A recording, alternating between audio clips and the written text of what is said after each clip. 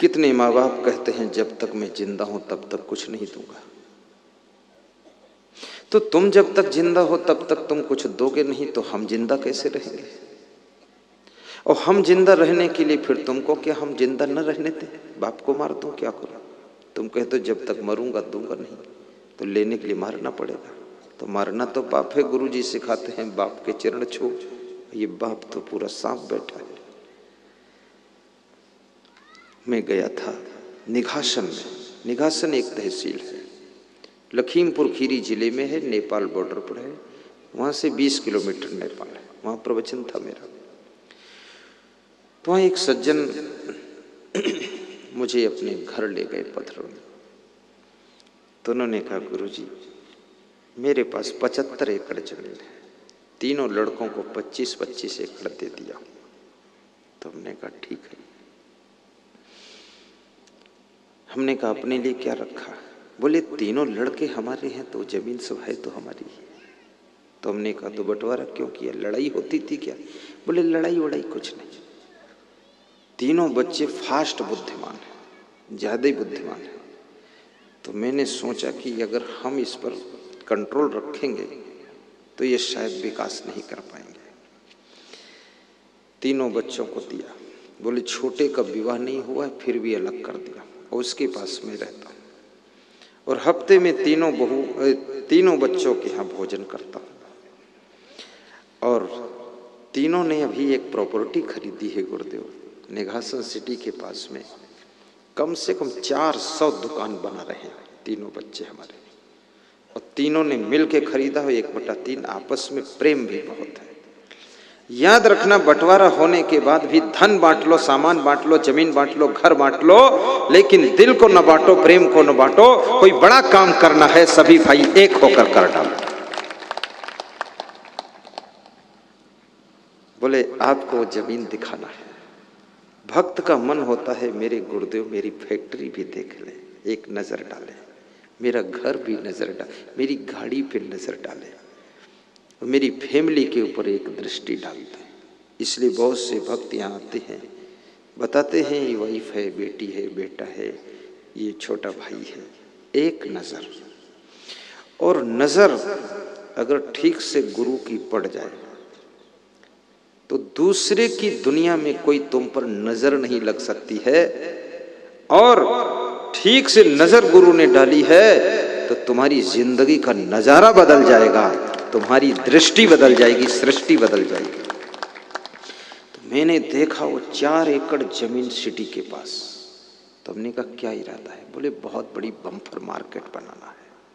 तीनों भाई मिलके, भाई भाई भी प्रेम रखो, 2.5 अक्षर प्रेम का पढ़े सो पंडित होए, पोथी पढ़ी पढ़ी जग मुआ पंडित हुआ न कोई।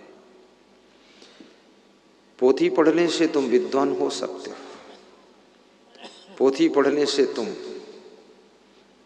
ज्ञान की बातें कर सकते हो, लेकिन ज्ञानी तब बनोगे जब जो ज्ञान है उसका आचरण करने लग जाओ, तब ज्ञानी कहे जाओगे। और पंडित वह है जो प्रेम करना जानता, प्रेम को निभाना जानता है। और याद रखना प्रेम बहुत समझदार व्यक्ति का ही निभता है। यदि तुम किसी के बहकावे में आ जाओगे तो तुम्हारा प्रेम टूट जाएगा। थोड़ा समझदार बनो। इतना तुम क्यों दूसरों के बहकावे में आते हो? कुछ अपने विवेक से भी काम करो। कैसे प्रेम टूट जाए? जो बहकावे में आते हैं उनका भी प्रेम बहुत दिनों तक चलता नहीं है।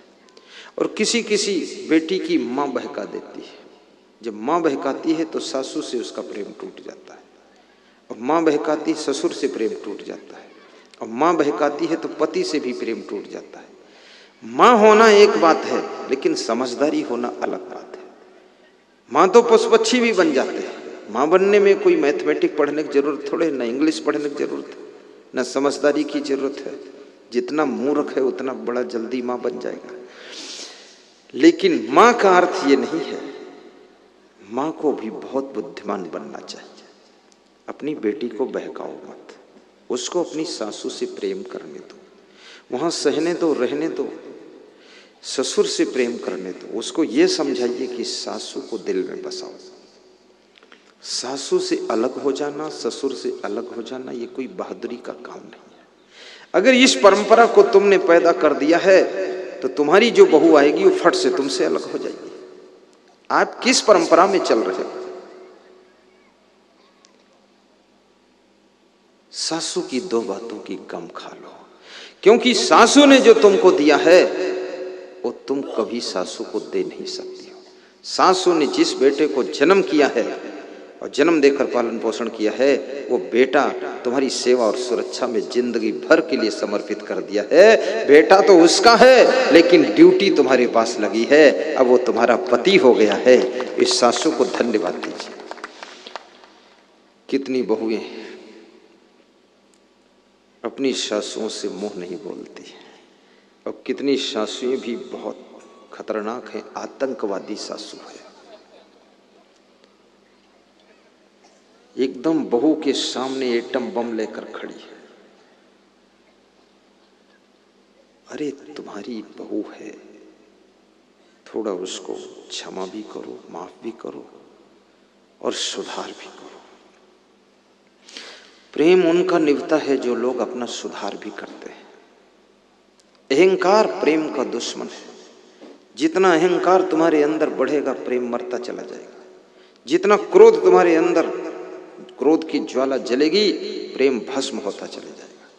प्रेम तो बहुत कोमल फूल है, गुलाब के फूल से भी कोमल फूल यदि कोई है तो उसका नाम प्रेम का फूल है। उसको बहुत कोमलता से संभालना पड़ता है। और याद रखना, एक तो फूल बहुत कोमल होता है, दूसरे बहू बहुत कोमल होती है, और तीसरे गुरु भी कोमल होता है। और इनको बहुत कोमलता से ही संभालना पड़ता है। इनको तंग नहीं करना चाहिए, परेशान नहीं करना चाहिए। मध्य प्रदेश में मैं प्रवचन कर रहा था तो मेरे प्रवचन में पंडित जी भी आते। दुर्गेश उपाध्याय कहाँ बैठे? दुर्गेश। तो ऐसे पंडित लोगों को भी मैं गांठ लेता हूँ। पंडितों से मेरा टकराव नहीं रहता है। पंडित हो, कथाकार हो, गठबंधन करता हूँ। कल से दुर्गेश को गांठा था, आज खिसक गया कहीं। तो वहां एक पंडित आया तो माइक में बोलने लगा। माइक में बोलने की कला उनमें होती है। तो उसने बोला तो ये सब नर नारी यहाँ प्रणाम करने आ रहे थे, धक्का मुक्का कर रहे थे। मैंने धक्का मुक्का से बचने के लिए बड़ा इंतजाम करवाया, सब लाइन बनाया हूँ, 4 सीढ़ी लगवाया हूँ, लेकिन कोई नियम देखता ही नहीं। बेलाइन चलते हैं, जिधर से उतरना उधर से भी चढ़ रहे हैं, जिधर से आना उधर से भी आ रहे हैं, जिधर से जाना उसमें घुस रहे हैं, तो टकरा रहे हैं आपस में, सब जाम लग रही है। आखिर जाम जूम लगा करके फिर हमारे यहाँ जाम लगा देते हैं, फिर यहाँ इस पेटी को ढकेलते हैं, फिर हमको ढकेलते हैं, फिर सारे लोग ताकत लगाते हैं कि गुरुदेव क्यों नहीं लुढ़क रहा है, हिमालय है क्या, मारो धक्का, ले गुरु को। तो ये सब चलता है, लेकिन अब थोड़ी थोड़ी समझदारी आ रही है। तो वहाँ बड़ा धक्का मुक्की था उस गांव में, 20,000 श्रोता था। तो पंडित माइक लेकर खड़ा हुआ, बोला फूल कोमल होता है, गुरु भी कोमल होता है, और बहू कोमल होती है। इन 3 को तंग नहीं करना चाहिए। परेशान न करो गुरु जी को, धीरे धीरे आओ, प्रेम से प्रणाम करो, आशीर्वाद लो, उतर जाओ। ऐसे समझा रहा था। वहां से मैंने सीखा कि फूल के समान बहू है, फूल जैसा गुरु है, इनको कोमलता से संभालना चाहिए। 2.5 अक्षर प्रेम का पढ़े सो पंडित होए। आदमी को आदमी से जोड़ने वाला यदि कोई है तो केवल प्रेम ही है, बाकी कोई आदमी को आदमी से जोड़ नहीं सकता है। और प्रेम के बिना आदमी इस दुनिया में जी भी नहीं सकता है, और प्रेम के बिना वो हंस नहीं सकता है, और प्रेम के बिना मुस्कुरा नहीं सकता है। जिसको प्रेम मिलता है उसी का जीवन हंसता हुआ गुलाब का फूल बना रहता है। और ये भी याद रखना, प्रेम किसको मिलता है? जो खुद प्रेमी होता है। पानी में पानी मिले, मिले कीच बेकीच, प्रेम उसी को मिलता है जो प्रेम खुद देता है दूसरे को। तुम किसी से प्रेम से बोलोगे, अगला भी प्रेम से उसका रिस्पांस देगा। प्रेम का व्यवहार करने की आदत बनाइए। ये सब संत बैठे हैं, इनको मैं बहुतों के नाम भी नहीं जानता हूँ और उनसे हमारा बहुत लेना देना भी नहीं रहता है, लेकिन फिर भी मैं लेना देना रखता हूँ मैं रखता हूँ, मैं इनके साथ जुड़ा हूँ। ये साल बाद मिले, 10 साल बाद मिले, पर इनकी फिक्र भी मेरे दिमाग में रहती है। ये रामेश्वर साहब बैठे हुए हैं, आज मैंने डायरी निकलवाया पधरोनी की, धमतरी की पधरोनी निकालो, खोलो देखो इसमें, तो उसमें रामेश्वर साहब का नाम लिखा था, पंचवटी। तुमने कहा इनके यहाँ तो जा चुका हूँ साहब के यहाँ, और यहाँ आकर देखा वो खड़े मिले गाड़ी के पास, प्रणाम। हमने कहा धन्य हो साहब, 10 मिनट पहले कमरे में याद कर रहा था और फट से आपका दर्शन हो गया। उनके पास कमी क्या है? क्यों मैं 12 महीने सत्संग में ही रहता हूँ, मेरा ज़्यादा ध्यान है कि सब भक्तों का घर अच्छा बने, उसी में कभी कभी 3 दिन में रह लूँगा, बाद को आश्रम बन जाए। इसलिए मैं गुरु मंत्र देता हूँ, तब भी ये बताता हूँ कि संकल्प लो, मैं धनवान बनूंगा, महान बनूंगा, गुणवान बनूंगा, चरित्रवान बनूंगा, विवेकवान, बुद्धिमान, विद्वान बनूंगा, अच्छा मकान बनाऊंगा, अच्छी गाड़ी लाऊंगा। ये कोई गुरु मंत्र का संकल्प है? ये कहाँ गाड़ी घोड़ा बता रहे हो गुरुदेव तुम? लेकिन मैं लेकिन मैंने विचार किया कि जब मेरे भक्त के पास गाड़ी नहीं होगी तो दर्शन करने कैसे आएगा? भक्त के पास मकान नहीं होगा तो बेचारा रात में कहाँ सोएगा? और जब उसी के पास कुछ नहीं होगा तो मुझे बुलाकर कहाँ बिठाएगा? इसलिए मेरा भक्त धनवान होना चाहिए, ऐसे होना चाहिए जैसे संदीपन गुरु के शिष्य कृष्ण भगवान सोने की द्वारिका में रहते थे, जैसे मीराबाई सोने राजमहल में रहती थी, ऐसे हमारे भक्त जितने नरनारी हैं सब सोने की द्वारिका नहीं, लेकिन ईंट पत्थर की द्वारिका तो बननी ही चाहिए और बहुत अच्छे ढंग से रहे। और इसमें एक फायदा और है, बहुत बड़ा फायदा है कि आपका मन जितना लग जाएगा मकान बनाने में, गाड़ी लाने में, परिवार की उन्नति में, धनवान बनने में, तो आपका मन चंचलता भी नहीं करेगा। तुम बिजी तो हो जाओ, पूरी जिम्मेदारी घर की पकड़ लो, आप बुद्धिमान भी हो जाओगे और जितना विशाल चिंतन होगा उतना तुम धनवान भी हो जाओगे। आप चिंतन तो करो तो सही। धीरू भाई अंबानी ने बहुत बड़ी बात कही है कि अच्छा सोचो और बड़ा सोचो और समय पर सोचो और सही सोचो और जल्दी सोचो। कितनी मार्मिक बात है। धीरू भाई अंबानी बहुत पढ़े लिखे नहीं थे, ग्रेजुएट नहीं थे, 10वीं क्लास तक पढ़े थे, लेकिन इतना बुद्धिमान व्यक्ति था। वो कहता है बड़ा सोचो, ये नहीं उसने कहा कि बड़ा करो। हाँ, बड़ा करना तो सेकंड स्टेप है, फर्स्ट स्टेप है बड़ा सोचो। बड़ा सोचो, जब तुम बड़ा सोचोगे तो तुम्हारी बुद्धि तर्क करेगी ये बड़ा जो सोचा हूं ये बड़ा होगा कैसे, तो उसका उत्तर बुद्धि देगी ऐसे बड़ा काम हो सकता है। जब वो उत्तर आएगा तब तुम बड़ा करना शुरू करोगे तो बड़ा काम कर दोगे, तो बड़ा काम होने पर बड़ा रिजल्ट आ जाएगा जिससे तुम्हारे सब लक्ष्य पूरे हो जाएंगे। इसलिए बड़ा सोचना चाहिए। साधु को भी बड़ा सोचना चाहिए। ये साधु संत को केवल ऐसे नहीं समय, देखो बीमार हो जाओगे, साधु बनकर बीमार बहुत हो जाओगे, सब चेहरे के शकल बिगड़ जाएगी, धमधम हो जाएगा, भदभद हो जाएगा। आपका लक्ष्य होना चाहिए। जैसे अभी राधा स्वामी मठ के आश्रम करीब करीब उनका 10 गांव के बीच में एक बन ही रहा है, तो ये साधु संत जो कबीर पंथ के हैं, पारक सिद्धांत के हैं, ये क्या कर रहे हो तुम? इनको कम से कम ज्यादा नहीं तो एक एक साधु को 100-100 आश्रम बनाना चाहिए और उस आश्रम में जा और भक्तों के सुपुर्द भी कीजिए और भक्त लोग वहां प्रवचन करें। मेरा तो इरादा है पूरे भारत देश में हर जिले में आश्रम खड़ा करने की इरादा है, तहसील स्तर पर खड़ा करने की इरादा है। वहां भक्त को संचालक बनाना, वहां साधु वाधु नहीं रखना, कोई लंगोटी वाला कोई नहीं रहेगा, सब अंडर बियर वाले रहो, अंडर में काम करो और भक्त ही प्रवचन सुनाए।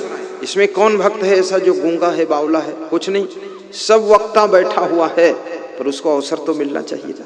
अभी देखो चंद्रशेखर साहू बोल रहा था, खोपरा वाला, कितना अच्छा बोल रहा था धड़ल्ले से, मुझे तो लग रहा था मुझे भी हरा देगा वो। क्यों? क्योंकि हमारी दुकान जनरल मर्चेंट की दुकान है। इसमें एक बात नहीं है, इसमें अनेक बात है। भक्ति भी, उन्नति भी, शांति भी। परिवार कैसे चलेगा, आत्मज्ञान क्या है? क्योंकि हम संत हैं, स्वतंत्र हैं। हमको भागवत कथा में भी नहीं फंसना है, राम कथा भी केवल नहीं सुनाना है, हमको सब कथा सुना देना है। और सब कथा इसलिए सुनाना है कि तुम्हारे मन की व्यथा मिटा देना है। व्यथा को दूर करने के लिए हम सत्संग की कथा करते हैं, बाकी हमको कोई कथा वथा से कोई मतलब नहीं।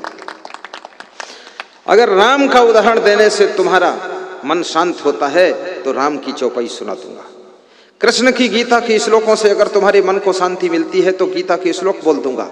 अगर कबीर के दोहों से शांति मिलने वाली तो कबीर के दोहे बोल दूंगा। क्योंकि मेरा उद्देश्य है मानव समाज का सुधार, परिवार का सुधार, समाज का सुधार और समाज में फैली हुई अशांति, कुरीतियां, अंधविश्वास, आडंबर को दूर करना। और मनुष्य जो इतना भटका हुआ प्राणी है, बुराइयों में फंसा हुआ है, इसको बुराइयों से अलग करके इसकी जिंदगी को स्वच्छ और पवित्र बनाकर सुख शांति प्रदान करना, ये उद्देश्य है। गरीबी को मिटाना भी मेरा उद्देश्य है। कोई गरीब नहीं रहना चाहिए। सब सुखी हो, सर्वे भवंत सुखिना, सर्वे संत निरामया। तो कबीर साहब से किसी भक्त ने प्रश्न पूछा है। क्या प्रश्न पूछा है? क्या बताया था आपको मैंने कि भगवान कहाँ है, परमात्मा कहाँ है? यही प्रसंग तो था आज। कुछ लोग कहते हैं कि कबीरपंथी भगवान को नहीं मानते हैं। मानने की बात ही नहीं है, बात यहाँ जानने की है। और जिसको तुम मानते हो, पहले जानते हो कि नहीं जानते हो, ये तो समझ लो कि केवल मानते हो। मानना तब सफल है जब जानना हो जाए। और जानते नहीं हो, मानते हो तो गलत भी मान सकते हो।